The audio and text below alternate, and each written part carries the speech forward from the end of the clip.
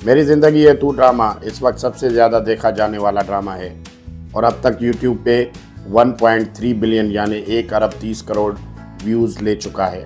हर episode पे 8 से 34 million के बीच में व्यूज़ आ रहे हैं।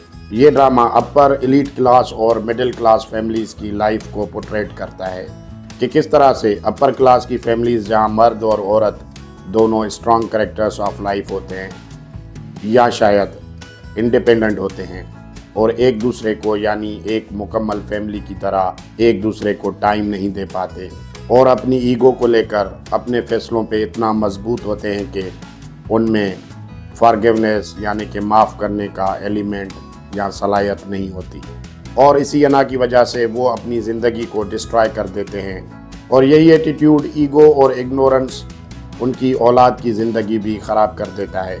उनकी औलाद इसी फ्रस्ट्रेशन को अपने पैसे और पावर को मिसयूज़ करके ख़ुद को सेटिस्फाई करने की कोशिश करते हैं, लेकिन कहीं भी वो सेटिस्फेक्शन नहीं मिलता। इस ड्रामा में एक कैरेक्टर भी बुरा इंसान नहीं दिखाया गया जो कुछ गलत करता हो। कामयार की फैमिली एक लीगल बिजनेस फैमिली है, जालिम नहीं, इतनी हद तक कि किसी से नफ़रत तक नहीं करते, लेकिन एटीट्यूड और ईगो सब खराब कर देता है। दूसरी जानिब एक मिडिल क्लास या अपर मिडिल क्लास की फैमिली है जहां मर्द डोमिनेंट होता है और वाइफ फर्मा बरदार है और मुकम्मल फैमिली खुश और जुड़ी हुई है। या मर्द डोमिनेंट है लेकिन मर्द यहाँ भी जालिम नहीं, लेकिन इस मर्द ने फैमिली को बैलेंस में रखने के लिए अपने अंदर के मर्द होने की खासियत अपना ली है। बेगम को बोलने देता है, सुनता है, लेकिन फैसला वही करता है जो उसके तजर्बे और ऑब्जर्वेशन के मुताबिक सही रुख में जाता है और इस फैमिली के बीच मोहब्बत बरकरार रहती है। लेकिन अना यहाँ पर भी मौजूद है, लेकिन एक हद के अंदर और एडजस्टमेंट करने की जगह है। अना वक्ती तौर पे इंसान पे हावी हो जाती है, लेकिन इंसान उस पर काबू पा लेता है। जैसे आयरा का बाप कभी सख्त हो जाता है, लेकिन सोचता है, दूसरों को सुनता है और फैसला बदल लेता है। इस ड्रामे के सारे किरदार इंतहाई बेहतरीन और दिलचस्प हैं। जैसे आयरा की बहन फलक एक मजबूत, पुरएतमाद और हैप्पी किरदार है जो साबित करता है कि वालिदैन ने अच्छी परवरिश की है। लेकिन यहाँ एक सवाल उठता है कि आयरा की परवरिश भी उन्हीं वालिदैन ने की है, तो फिर आयरा ने बाप के मर्जी के खिलाफ काम क्यों किया? इसका जवाब है कि बाप ने आयरा को खुद इंडिपेंडेंटली डिसीजन लेने के काबिल बनाया और आयरा ने उसका सही इस्तेमाल किया।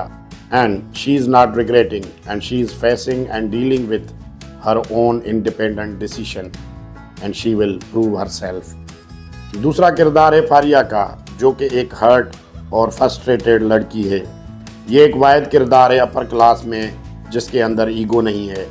कामयार आयरा की तरफ से इतनी बेइज्जती और धुतकारने के बावजूद भी पीछे नहीं हटती और उसकी वजह है कामयार और उसकी तन्हाई।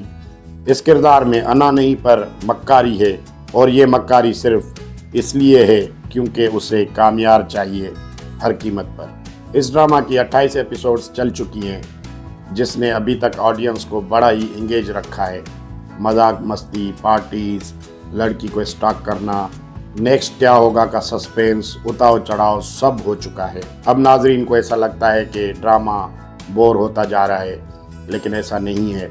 ये ड्रामा बोर नहीं करेगा। इस ड्रामे के स्क्रीन राइटर ने बड़ी मेहनत की है और डायरेक्टर ने उसको एक्सपेक्टेशन के मुताबिक बनाया है। ड्रामा अब एंड की तरफ जा रहा है। मज़ीद 6 से 8 एपिसोड्स चलेंगी जिसमें 1-2 और धमाकेदार ट्विस्ट आएंगे। कामयार आयरा को कबूल करेगा, कामयार के पेरेंट्स भी आयरा की वजह से एक हो जाएंगे, लेकिन इन सब के मिलने में जो सीन क्रिएट होंगे वो फुल ड्रामेटिक होंगे, एंटरटेनिंग होंगे। आयरा का वालिद भी जो वैसे ही समझदार है वो अपनी बेटी के फैसले पे फ़ख्र करेगा, लेकिन फारिया अभी अपनी फ्रस्ट्रेशन के बायस एक शॉक देंगी जिसमें उसका बड़ा नुकसान हो सकता है और फिर वो अपनी माँ के साथ फॉरेन चली जाएगी। जी दोस्तों, तो मैंने आपको बता दिया कि नेक्स्ट मेरी ज़िंदगी है तू ड्रामे में क्या होगा। उम्मीद करते हैं कि वीडियो आपको पसंद आई होगी। दोस्तों से गुजारिश है भाई सब्सक्राइब ठोकें और जो है ना शेयर करें दोस्तों तक। पाकिस्तान जिंदाबाद।